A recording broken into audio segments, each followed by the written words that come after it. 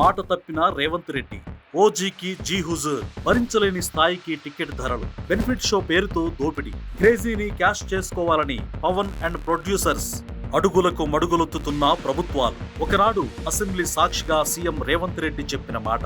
ఇకపై తెలంగాణలో బెనిఫిట్ షోలు ఉండవని. పుష్ప 2 బెనిఫిట్ షో సమయంలో జరిగిన తొక్కిసలాట, పోయిన ప్రాణాలు, ఆ సమయంలో అల్లు అర్జున్ ఇచ్చిన రియాక్షన్, ఇవన్నీ చూశాక గట్టి నిర్ణయం తీసుకున్నారు సీఎం రేవంత్ రెడ్డి. మరి సినీ లాబీకి తలొగ్గారో, పార్టీకి నష్టం అవుతుందని భావించారో గానీ కొన్నాళ్లకే బెనిఫిట్ షోలు, టికెట్ రేట్ల పెంపుకు అనుమతిస్తూ వస్తున్నారు. బెనిఫిట్ షో టికెట్ ధర జీఎస్టీతో కలిపి 800 రూపాయలు చేశారు. రైతులు ప్రజా సమస్యలపై రిక్వెస్ట్ చేయడం సినిమా ఇండస్ట్రీకి పవన్ కళ్యాణ్ లాంటి సినీ కమ్ పొలిటికల్ లీడర్కు చేతగాదు. కానీ బెనిఫిట్ షోలు, టికెట్ రేట్ల పెంపుకు మాత్రం రిక్వెస్ట్ చేయడానికి నోరు వస్తుందా అని ప్రశ్నిస్తోంది భారత చైతన్య యోజన పార్టీ.